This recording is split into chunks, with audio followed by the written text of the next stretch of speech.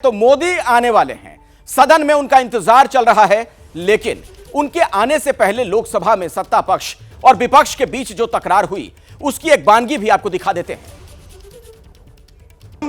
बार बार ये गुहार लगाते आए थे कि हमारी देश की प्रधानमंत्री सदन में आए और मणिपुर की मुद्दे पे हम बोलने का पहले कुछ बोले। ये सब हमारा मांग थी और कुछ नहीं, लेकिन पता नहीं प्रधानमंत्री जी क्यों इतना आड़े हुए थे कि सदन में ना आने की शपथ ले चुकी थी। तो इसी के चलते मजबूरन हमें भी ये संसदीय औजार को इस्तेमाल करते हुए हमें अविश्वास प्रस्ताव लाने पड़ी। जनता ने नो कॉन्फिडेंस यूपीए के खिलाफ 2014 में और 2019 में उठाए और उनको हराए। वही हालत होगा सर 2024 में भी। दो महाज है इस मुल्क में, एक चौकीदार है, एक दुकानदार है। एक चौकीदार है, एक दुकानदार है। जब जुल्म हम पे होता कोई मुंह नहीं खोलते। यूएपीए का कानून अमित शाह ने लाया, इन दुकानदारों ने तायीद की। आज उस यूएपीए का कानून में 83 साल का बुढ़ा सिपर खत्म करो, सिपर नहीं होने से मर गया।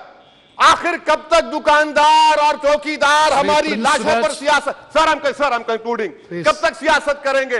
अगर आप जुल्म के खिलाफ आवाज नहीं उठाएंगे तो आपकी दुकानदारी नहीं चलेगी। जो अविश्वास प्रस्ताव इनके द्वारा यहां लाया गया, यह अविश्वास प्रस्ताव मणिपुर की बात नहीं है। मिशन मणिपुर के आड़ में ये अपनी राजनीतिक रोटियां सेकने के लिए आज यहां उपस्थित हुए हैं। ये वो बादल है जो गरजना चाहते हैं लेकिन बरसते नहीं।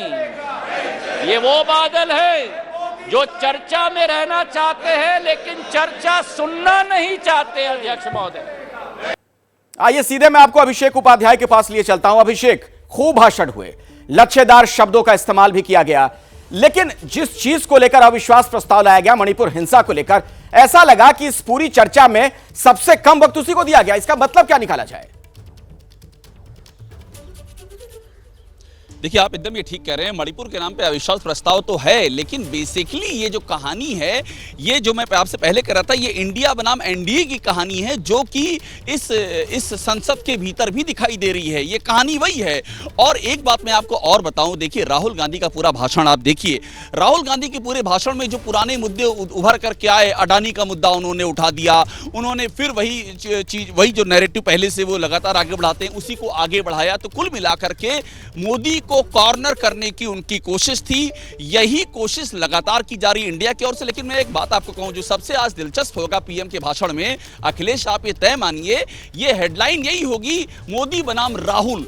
आज जो प्रधानमंत्री मोदी बोले उसमें राहुल गांधी के लिए जो हिस्सा होगा, वही उस पर सबकी दिलचस्पी है, उसकी सब पर निगाह है। और एक बात मैं आपको और बताऊं, ये मोदी बनाम राहुल का जो नैरेटिव है, ये लोकसभा चुनाव के लिए भी धीरे धीरे बिल्डअप हो रहा है। और आज पीएम का जो भाषण होगा, जो मुझे समझ में आता है, वो इस नैरेटिव को और बिल्डअप करेगा कि ये 2024 की लड़ाई मोदी बनाम राहुल की लड़ाई है। और बड़ी बात ये है कि कांग्रेस भी यही चाहती है और बीजेपी भी यही चाहती है। अखिलेश जी बिल्कुल, और इसी से जुड़ा मेरा सवाल आशीष कुमार सिंह आपसे है। ये पूरी चर्चा जो हमने देखी अविश्वास प्रस्ताव के दौरान, क्या आपको लगता है कि मोदी के सामने राहुल गांधी एक नेता के तौर पर इस दौरान उभरते हुए आपको दिखे? इंडिया जो गठबंधन बना है, उसकी सर्वसम्मति से उसको नेता बन जाएंगे अब? देखिए, आपको याद होगा अखिलेश की बेंगलोर में जब 2 दिनों की बैठक हुई थी इंडिया ऑपोजिशन की, उसके कंक्लूजन में मीटिंग के अंदर राहुल गांधी ने और बाद में आके प्रेस कॉन्फ्रेंस में कहा था कि हमारी जो लड़ाई है वो मोदी से है। It is India versus NDA, it is India versus Modi, बाकायदा नाम लेके कहा था। तो निश्चित तौर पर आपका निष्कर्ष मुझे लगता है बिल्कुल ठीक है कि कहीं ना कहीं कोशिश Congress party as principal opposition and Rahul Gandhi की ये ज़रूर है कि जब वो इतने महीने बाद संसद वापस आए हैं तो अपने आप को किसी तरह से इंडिया अलायंस का, मेरा कहने का मतलब, एक undisputed main leader, top leader के तौर पे अपने आप को प्लेस कर सके। इन वेक ऑफ दैट, इस कोशिश में उनका पूरा इरादा वही था जो मैंने बेंगलोर की मीटिंग का रेफर किया कि उन्होंने कोशिश की अपने इस स्पीच में इसको मोदी बनाम राहुल गांधी बनाने की। कहीं ना कहीं वो चाहते हैं कि सीधा प्रहार प्रधानमंत्री मोदी पर हो। अपने लगातार तमाम स्पीचेस में भी वो हर चीज़ का दोष प्रधानमंत्री मोदी पर मढ़ते हैं।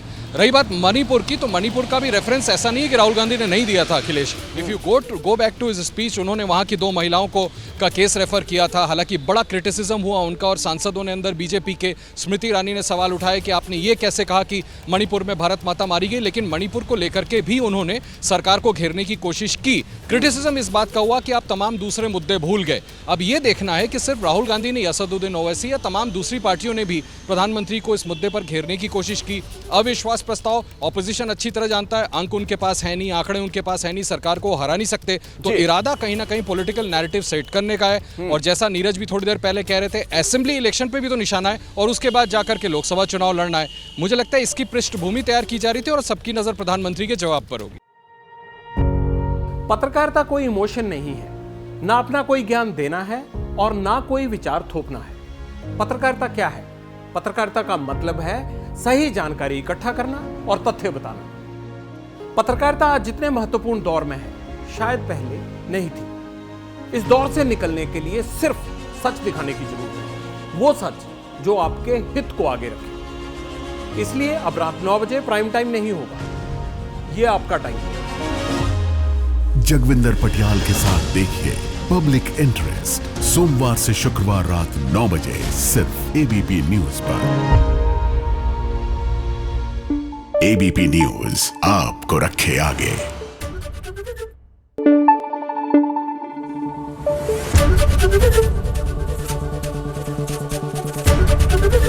एबीपी न्यूज आपको रखे आगे।